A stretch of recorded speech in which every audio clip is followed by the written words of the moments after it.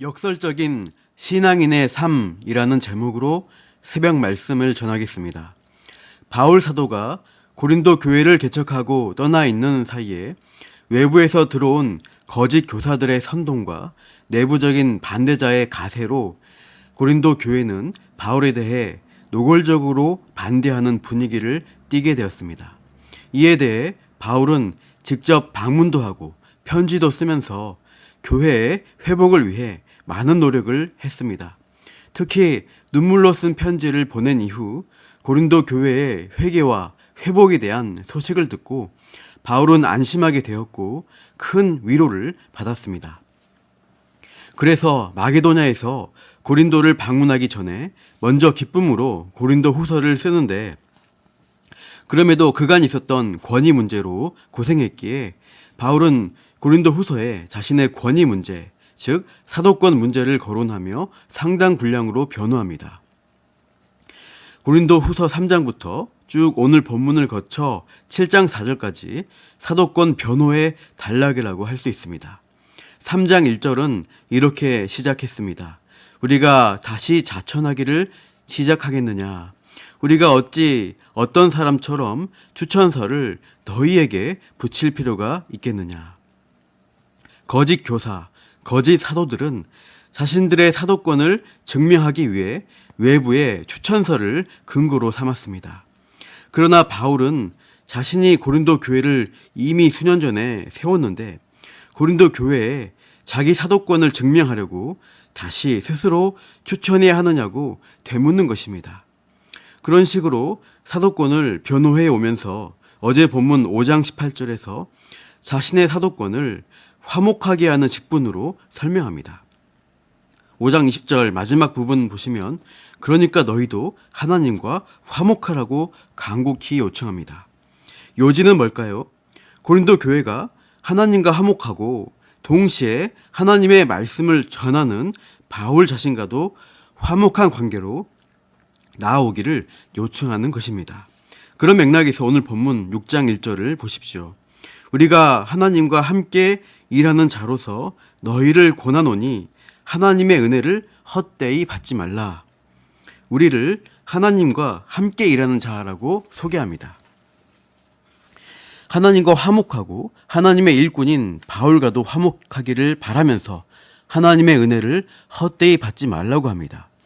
그래서 2절 그 은혜의 때를 놓치지 말라고 권합니다. 2절 하반절 보시면 보라 지금은 은혜 받을 만한 때요 보라 지금은 구원의 날이로다. 보라 지금은, 이것을 반복하죠. 지금 당장이라는 긴박감을 주면서 어서 빨리 바울이 전하는 바른 말씀으로 돌아오라는 결단을 촉구합니다. 고린도 교회가 이미 회개하고 돌아왔지만 확실하게 바른 진리 위에 서도록 재차 도전하고 격려하는 것이죠. 그리고 여전히 문제 교인으로 있는 일부 사람들에게 빨리 돌아오도록 도전하는 것입니다. 바울 사도에게 돌아오라 이 표현이 이 뒤에 11절에서 13절에서는 마음을 넓히라는 명령으로 나타납니다. 11절부터 13절 고린도인들이여 너희를 향하여 우리의 입이 열리고 우리의 마음이 넓어졌으니 너희가 우리 안에서 좁아진 것이 아니라 오직 너희 심정에서 좁아진 것이니라. 내가 자녀에게 말하듯 하노니 보답하는 것으로 너희도 마음을 넓히라. 바울과 동역자들의 마음은 넓게 열려서 너희들을 기꺼이 용납하고 받아들일 준비가 되었다고 합니다. 그러니 너희 심정이 비좁아져서 우리를 거부할 것이 아니라 너희 마음도 우리처럼 더 넓히라 하고 권하는 것이죠. 여러분, 우리도 말씀에서 떠나 있고 하나님과의 화목한 관계에서 멀어져 있다면 말씀을 통해 도전받고 깨달을 때 즉시 하나님과의 바른 관계로 돌아가도록 애써야 하는 것이죠. 미루지 말고 지금 당장 내 신앙을 회복시켜야 하겠다는 결단으로 실천에 옮기시기 바랍니다. 내가 왕년에 대단했지, 옛날이요, 이렇게만 있으면 안 됩니다. 나중에 천천히 시간 되면 말씀 보고 큐티해 볼까, 기도해 볼까, 안 됩니다. 당장 하나님과의 화목 관계를 누리시도록 움직이시고 더 깊은 은혜를 사모하는 행동으로 옮기시기 바랍니다. 나중에 하고 미루다가 결국 아무것도 안 하기 때문입니다. 지금 성령께서 부르시고 도전하실 때 즉각 순종하는 것이 은혜 받는 사람의 특징입니다. 참 다사다난한 올해가 벌써 4분의 3이 갔습니다. 2월부터 시작된 코로나로 인해 올해 초 계획했던 좋은 계획들, 신앙적 결심들이 참 많이 무너졌을 것 같습니다. 코로나 때문이라고 하면서 이대로 올해를 포기할 수는 없습니다. 아직 2020년 다 가지 않았습니다.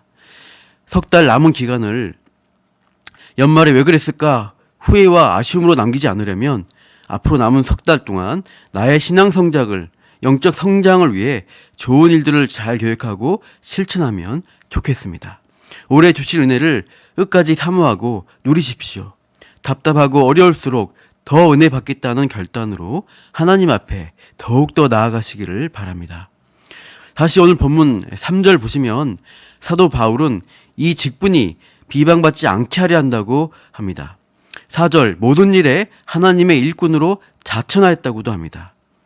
앞서 3장 1절에 언급했던 자천이란 단어죠. 자신의 사도권에 대한 추천서나 보증서는 그런 종이 쪼가리 같은 것으로 이루어지는 것이 아니라는 거죠. 고린도 교회에 침투한 거짓 교사들은 추천서 같은 것들을 가지고 왔고 출신 배경, 가문 같은 어떠한 간판 같은 것으로 자신들을 증명하려고 했습니다. 그러나 바울은 자신의 사도권과 직분은 종이 쪼가리 추천서가 아니라 삶으로 증명된다고 고백합니다. 이 복음을 위해서 바울 자신은 어떤 삶을 살았는가? 바울은 4절 중간에 한마디로 많이 견뎌야 했다고 간증합니다. 복음을 위해 많이 견디는 것의 내용들이 뒤에 나열됩니다. 3가지씩 묶여서 3번 나열합니다. 4절 끝부분부터 5절 제가 읽겠습니다. 환난과 궁핍과 고난과 매맞음과 갇힘과 난동과 수고로움과 자지 못함과 먹지 못함 가운데라고 하죠. 많이 견디는 것은 먼저 환난과 궁핍과 고난이라는 것이죠. 복음을 위해 당하는 고난을 좀 포괄적인 단어로 환난과 궁핍 또 고난이라고 표현합니다. 그럼 바울이 받은 환난이 무엇인가? 구체적인 박해를 가리키는 말로써 5절에서 매맞음과 갇힘과 난동이라고 합니다. 매맞는 일, 바울의 사역 가운데 다반사였습니다. 뒤에 11장에서 바울은 40에 하나 감한 매를 5번이나 당했다고 말합니다. 또 착고에 매인 채 감옥에 갇혔습니다. 빌립보 감옥이 그런 곳이었습니다. 또 곳곳마다 바울을 반대하는 유대인들이나 헬라인들이 들고 일어나 난동을 부리는 일들도 자주 있었습니다. 고린도후서 쓰기 직전에 에베소에서의 큰 난동을 겪고 나온 것이죠. 그리고 그런 환난의 내용들 다음에 궁핍한 처지에도 많이 빠졌다고 합니다. 이것도 3가지로 넣어줘 수고로움과 자지 못함과 먹지 못함이라고 합니다. 바울은 힘쓰고 수고해야 했습니다. 여기저기 여행하고 다니느라 제대로 된 잠을 자지 못하고 먹지도 못하는 일이 많았다고 합니다. 그러나 이는 복음을 위해서 스스로 감수해야 했던 바울의 고난이며 그의 삶이었던 것입니다. 그러한 견디는 일을 삶으로 부딪혀내며 바울이 자기 직분을 감당하고 있다고 증언하죠. 우리가 바른 복음 안에 있다는 증거는 그런 것입니다. 복음을 위해서 나는 어떤 것을 많이 견디고 있습니까? 신앙을 위해 손해를 감수하고 있습니까? 피곤하지만 여유가 없지만 하나님 말씀 앞에 나아가야겠다. 교회 가지 못하지만 유튜브를 통해 이 새벽 말씀을 듣겠다.